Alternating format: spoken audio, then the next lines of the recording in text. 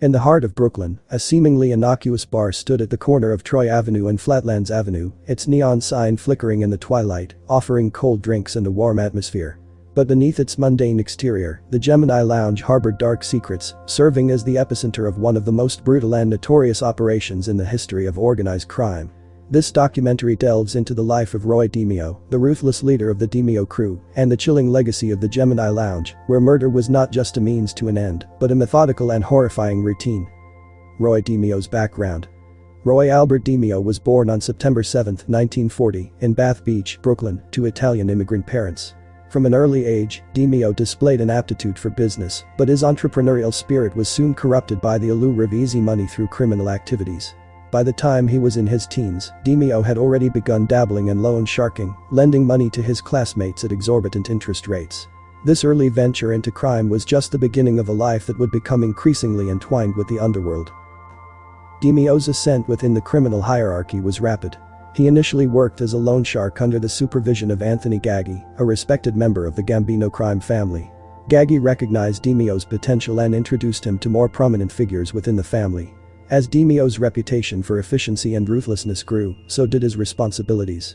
By the 1970s, DeMeo had formed his own crew, a group of men who would become infamous for their brutality and efficiency in carrying out murders.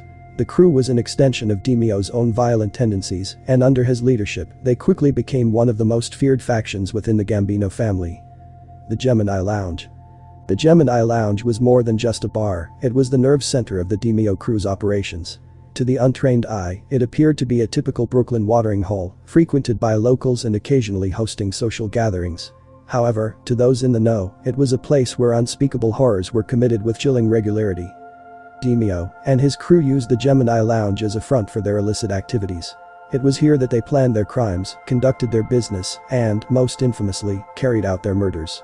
The back room of the Gemini Lounge was known as the Gemini Method Room, where victims were lured under the pretense of a friendly meeting or business deal, only to be killed in cold blood. The layout of the Gemini Lounge was carefully designed to facilitate the crew's gruesome activities.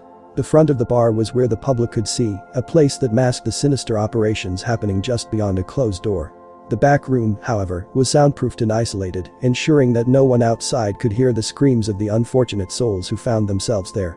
The room was equipped with plastic sheets, saws, and other tools of dismemberment, all of which were meticulously cleaned after each use to remove any trace of evidence. The Gemini Lounge became synonymous with death, and for good reason. It is estimated that the DeMeo crew was responsible for between 100 and 200 murders, many of which were carried out within the confines of the lounge. Victims ranged from rival mobsters and informants to innocent bystanders who were simply in the wrong place at the wrong time.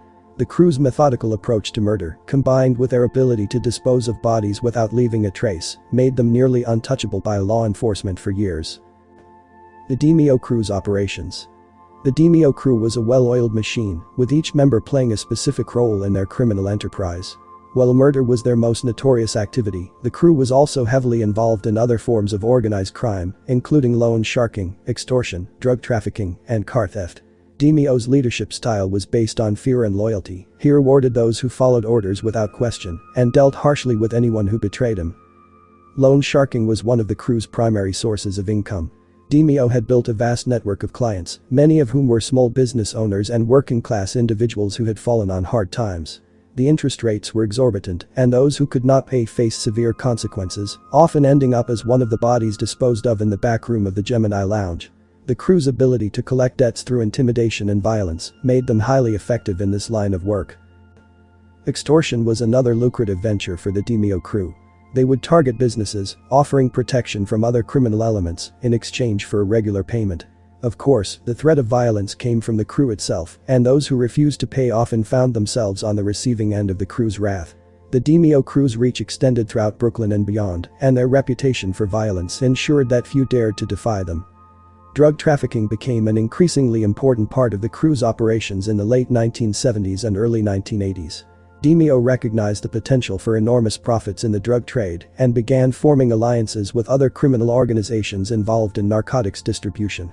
The crew's involvement in drugs brought them into contact with a new set of enemies, including rival gangs and law enforcement agencies that were intensifying their efforts to combat the growing drug epidemic. Despite their involvement in various criminal enterprises, murder remained the defining feature of the DeMeo crew. They killed with impunity, often as a means of solving problems or eliminating threats. DeMeo himself was known to participate in many of the murders, leading by example and demonstrating to his crew that no one was above the code of silence that governed their operations.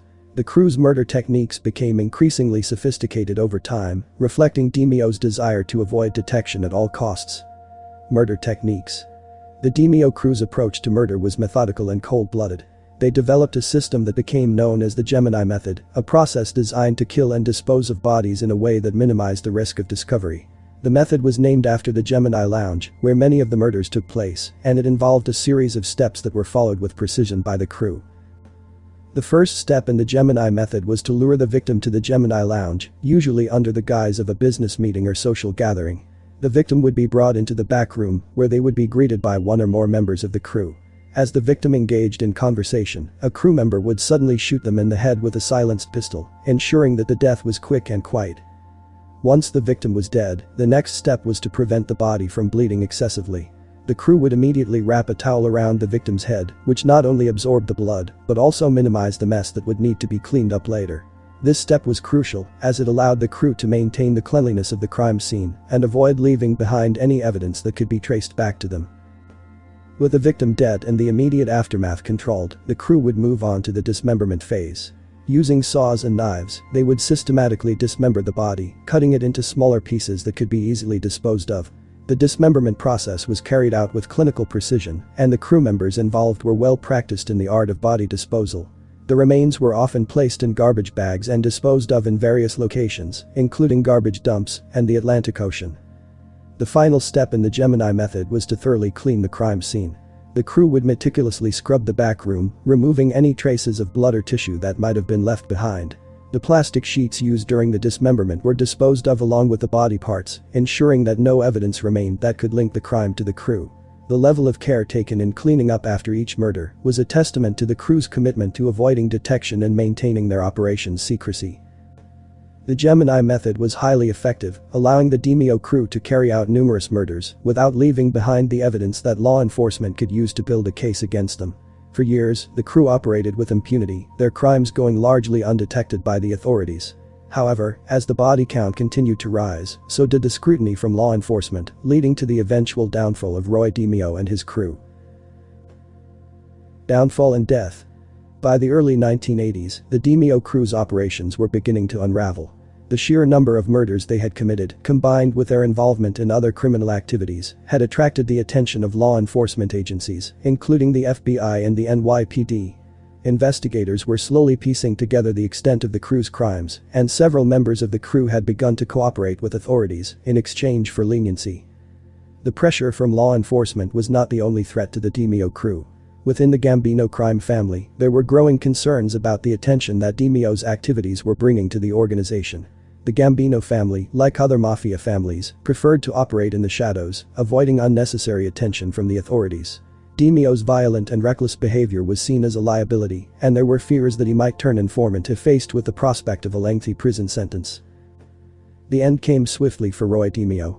On January 10, 1983, his body was found in the trunk of his Cadillac, parked in the garage of a friend.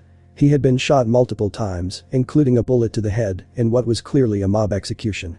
The circumstances of his death remain shrouded in mystery, but it is widely believed that the order for his murder came from the Gambino family leadership, who saw DeMeo as too much of a risk to keep alive.